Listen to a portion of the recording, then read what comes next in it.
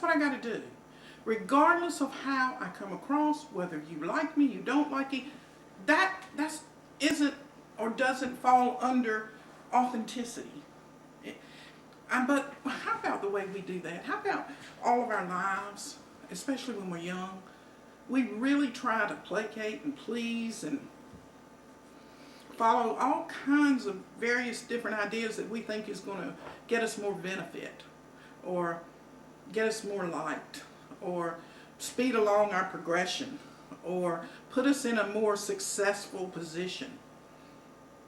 But the whole time we forget the only success we can ever know is that we do not compensate, we do not negate, we do not sublimate what it is that drives us. If you've done that, no other success will matter. I mean, you got to lay down with you at night. Okay, I didn't ever finish doing these. Usually, when you do tarot cards, you can do them like you want to. But, look at that. That one jumped right up. So today, 10 of Cups. We're talking about healing. We're talking about coming clean. We're talking about some issues that need resolving, and that's especially due to the fact that the new year has just come in. So in all those resolutions that we make, all these things we're going to do better this year, we want to get done. Well, this is the 10 of Cups. My grandmother was a woman of healing. Her voice alone healed when she spoke. People believed her. They trusted her and they felt safe and secure in her. Even when she said she'd cut out the person's goozle with a butcher knife. Not a very tactful way to handle things, but it was her way. And it was handled. And I imagine back in those days during the Depression, you resorted to those kind of declarations. Anyway, the 10 of Cups. Joining those forces within ourselves, the ones that are warring, the ones that will not be silenced, the ones that tell us we're not getting enough done, the ones that say, why aren't you doing this? Don't you know that you should be doing this? Healing. Who's saying what we should do?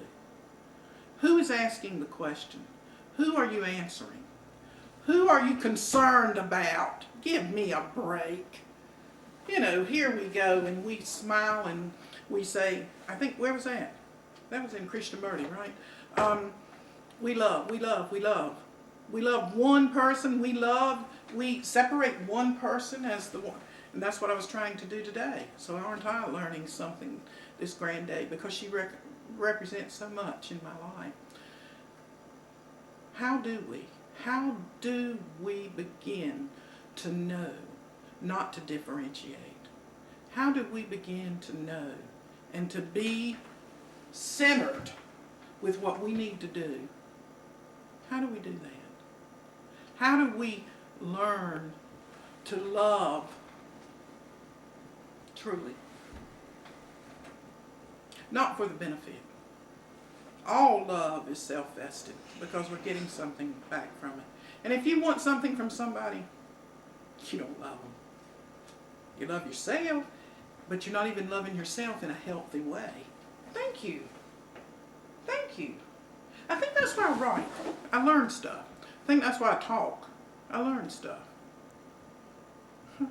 We heal ourselves by learning what it is we won't say. What it is we are fearful of not doing. Yeah, I guess so. Okay, let me see what else I want to do. There's this other book. Hey, maybe I can do some of that stuff. Let's see. We're talking about, let's go here. Oh, I know what I can do. Oh, that was easy. Okay, I didn't finish. Let me fix my shirt. It feels uncomfortable. Finish shuffling the cards.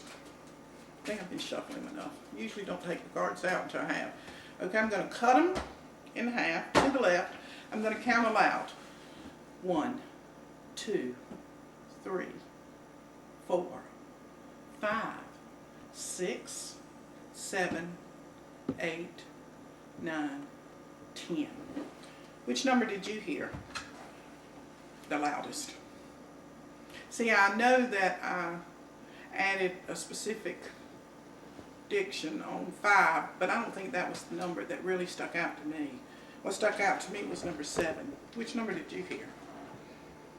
I could get into the various different numbers. I'll do that on another show. That's called numerology. Anyway, I cut them in 3 piles. Okay. This is the subconscious issue.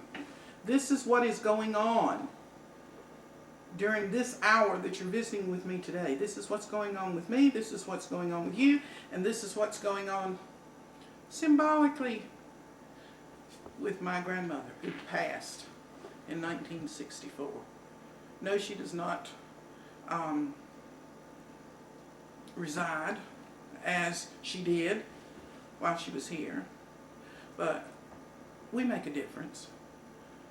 We are penetrated, and we penetrate. All of those we come in contact with on some level, some more than others. She penetrated me. Anyway, the Hierophant.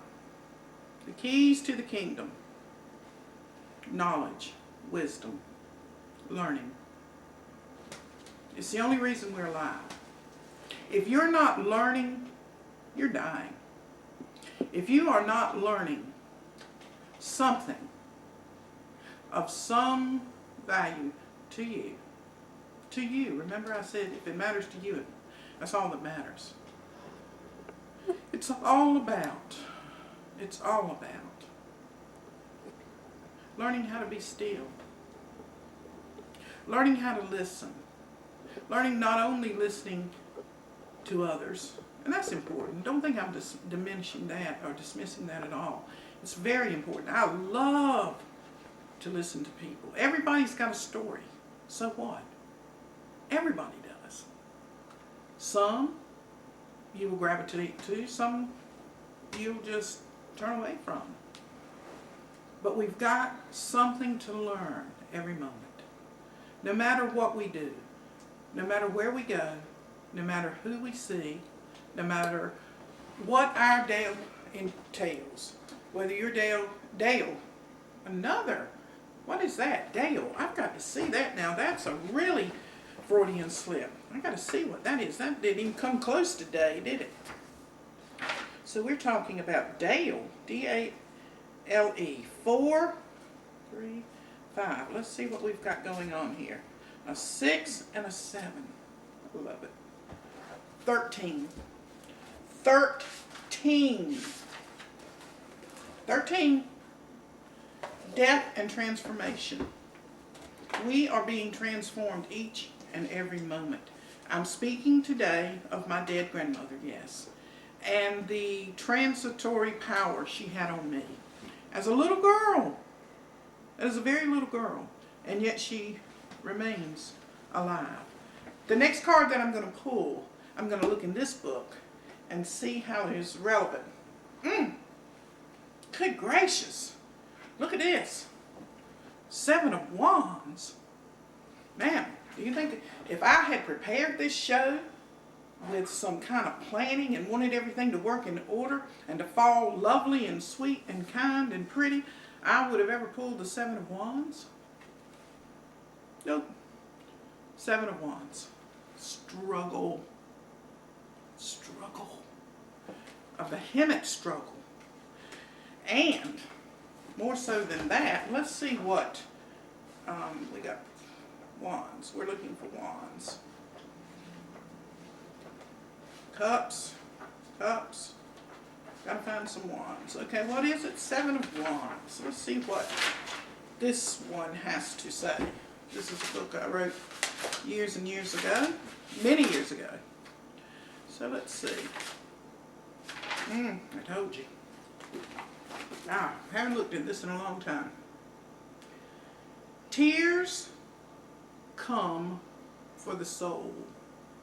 Tears were designed to water a barren land within thee, because thy body was created out of the earth. Tears are precisely used to wash away crusty, rotten, molded, stuck emotions that are invalid and no longer of use to thee at this time. You cannot hang on. Tears are water to thy soul, without which there is no life. Now, for in water alone are all the genuine feelings of God, ever how you perceive God, and certainly there's some type of originator to this plan of some sort. You interpret that the way you will. For water alone are the genuine feelings of God, felt and experienced. As after the rain all things are new and fresh and clean. Tears clarify the real issue by sanctifying the soul, setting the spirit free. Woo! Wait a minute. An immortal soul, if there's such a thing. Why would it need to cry? Let me see. Why would it need to cry? Why would it need to cry? A soul? I mean, crying is really, from every, if you're going to apply logic to it, it doesn't accomplish much. And the soul, if it's already evolved and a omnipotent present as such, why would it have to cry? Let me see. It is wonderful to cry. Wonderful to cry. It is a joyous experience to be able to feel pain, remorse, and regret. It is a merciful emotion of the earth. It is needful to cry. It is the river of life that reconnects the earth spirit with the Father, Mother principle that is divine. Uh-oh. Let me see if I can find that card. Healing. Healing. We are taking an entire lifetime of the things that we go through and the people we interact with, dead and alive, that remain with us in our DNA, in our psychological makeup, and in our environmental upbringing. We are taking these things and we ask questions sometime in the day, why am I feeling like I do? How in the world do you know?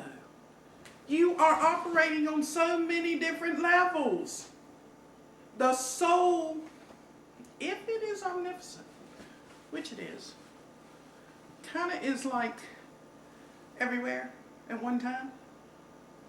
And crying would remind you that you're experiencing the human walk. There is no other way to reach the innermost parts of thy being without tears washing away that which is blocking thee. Tears are the base of liberty and not for sorrow. Tears are the base of liberty and not for sorrow. Cry not for pity, cry not for rejections, for thou art not rejected, for thou hast never been rejected, cheated, lied to, abused, or dismissed. What? You thought that you were? Thou art not a pitiful sight. Tears are meant to be banners of joy, true peace, signposts signifying the dwelling of the great Master's presence, leading thee ever onward and upward. God, I am southern today. Upward, to reunite thee with the higher self. Well, how can we be separated? See, these are these ambiguous statements that really need some pondering. How can we be separated? We can't. We're not. It said to remind thee to reconnect. reunite thee with thy higher self. Tears come from above and are shed below. Tears cannot flow except that they be ignited from above and set off below. As above, so below. We tell thee truly and without remorse, when thou dost cry, cry full force, cry with all thy might, knowing fully well that the answer is within thee and will come bursting forth from within those tears. There's more to it, but okay, I want to get on with reading. So anyway, we're at the struggle. So no doubt, my grandmother, you, me, her, the whole world cries, struggles.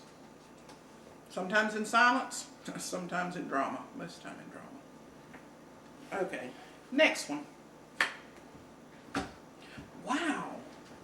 9 of Wands. 9 of Wands. We are talking about facing some type of, whether it's imagined, it doesn't matter whether it's imagined or real, because if you imagine it and you really believe it, it's real. You know, when people say, is it imaginary or is it